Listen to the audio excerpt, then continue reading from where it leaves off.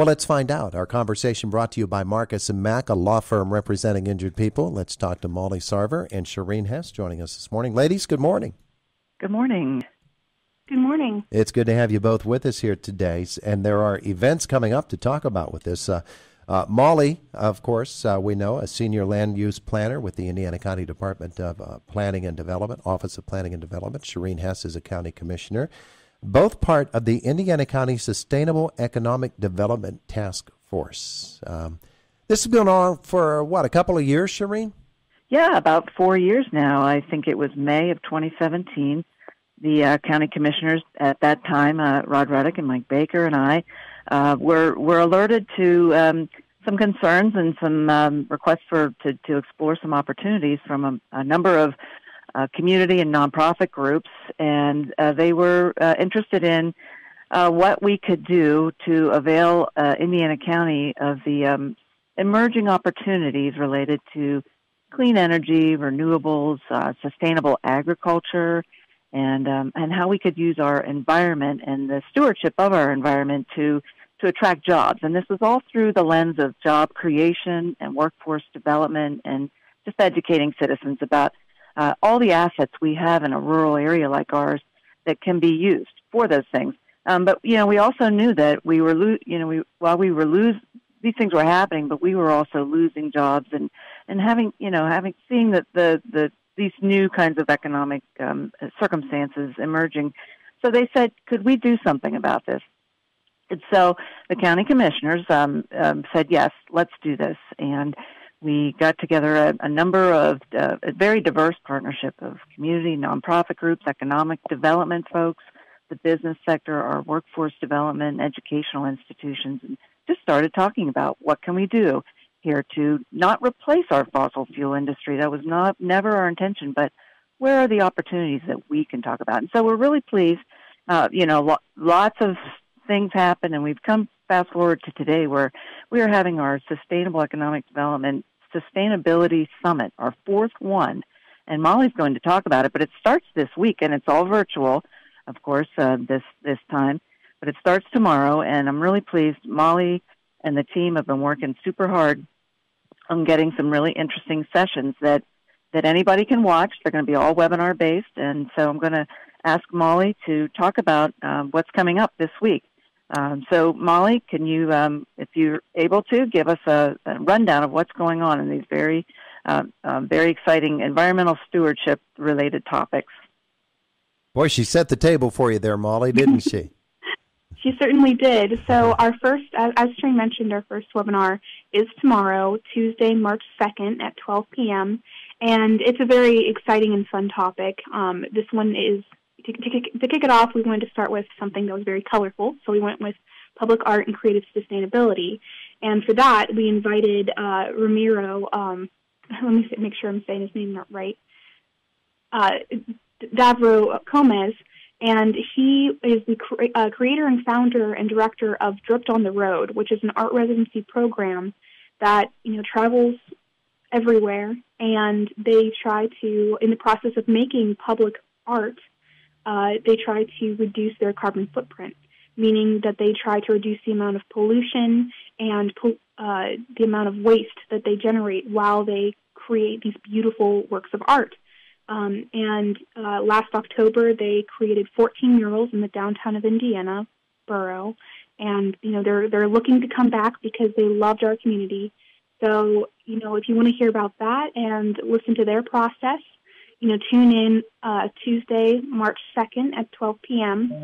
You can get on through our website, or you can go to. I'm so sorry, one of my alarms is going off. Uh-oh. Do you need to run?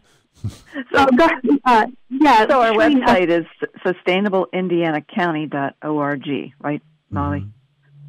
And they can get it. There's a real easy link to all of our webinars on sustainableindianacounty.org. Okay, very good. So that's one program, and they came as part of the Spruce Artist Residency, so that was neat talking to all of those artists when they came to town last October. We had them here on Indiana in the Morning. And that's one angle, and I think the fact that you have that group as the lead-off group in this year's series of webinars really points out that there are a lot of different approaches you can take to sustainable economy, and that's just one of them. What are some of the others? All right, so one of the other, our following webinar, which is Thursday, March 4th at 12 p.m., is the Keystone State Wildlife in a Changing Environment and What Can We Do About It webinar. And it's a kind of a long title, but that is brought to us by the Carnegie Museum of Natural History. Mm-hmm. And so it's, a pretty big organization, and the angle that they're looking at is, the looking at the biodiversity that we have in Pennsylvania, things that make our community and our state unique, whether it's, birds or plants, things that are natural resources to us, and how those are affected by a changing climate. And, essentially what can we do about it? And this takes a very creative look at things that you and I can notice, things that aren't, so far out of reach that we don't actually see them in our daily lives, but things that we can notice, and we can see in the world around us that we've noticed are changing. So I think that one's going to be a fun discussion. And then that's followed up on Friday, March 5th at 12 p.m. by Family Forest Carbon Program, Making an Income from Private Woodlots. And so this is a great opportunity for anyone who is a landowner that has a woodlot on their property, meaning if they have, trees or forest. And this is looking at ways that they can actually get monetary incentivization to take care of that woodlot and maintain it to reduce or to help with carbon emissions, because we all know that trees are great for the environment and great for air quality. Well, this program helps reward people who are taking care of their woodlots and who are maintaining them and keeping them rather than selling them for lumber. So, if that's something that applies to your property, this would be a great opportunity for you to listen in to see if this program is an economic opportunity for you. So these webinars are set up through the month of March, and they're set up thematically week by week. This would be Environmental Stewardship Week, and then you move into next week and then the third week and fourth of the month of March. So what are the themes for the ensuing weeks? So for the following week, meaning the week of March 8th, that will be Renewable Energy Week, where we'll have discussions about natural gas with biodigesters, energy policy, and a discussion about solar panels. That's followed up by Sustainable Agriculture Week, which is the third week of March. The week of March 15th, and we'll be talking about sustainable food chains and incentivizing good practices on rented farmland. And then finally, our last 2 weeks are Sustainable Buildings Week and Workforce Investment Week. All right, so those are some of the themes of the Sustainable Economy Task Force, and the fact that you are able to do this over the course of 5 or 6 weeks really points out that you can go in any number of different directions when you talk about sustainable economy, and folks can get involved with this. Now, the task force itself is made up of how many people, Sherene? Well, it's really difficult to put a number on it. We opened it up to anybody who wanted to be involved, and it still is. Right now, we're operating with the main steering committee. But when we do have our larger meetings, really the public is invited. We welcome all who are interested in this sector. So to put a number on it is difficult. But we had probably, Molly, do you know, maybe close to 75 or 80 people working on developing our plan initially. Mm-hmm. So that from that number, we've expanded to, I would call them partnerships, for people who, because we have our steering committee, which is a group of people who are more focused and meet monthly. But then when it comes to, what I call our greater or full task force, we have, several hundred people who, consistently reach out to us and work with us on partnerships. So even if they're not even from Indiana County, if they connect with us and help support the goals in our community, we count them as part of our numbers. So this isn't a program that you have to consistently,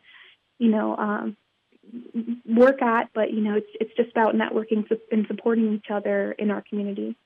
So the website is sustainableindianacounty.org. You can register for the webinar series there, and you can find out all kinds of information about Indiana County's sustainable economy. Ladies, thank you so much for being with us here today. This is quite ambitious, and the fact that this is in its fourth year, Sherene, really points out that folks are serious about this.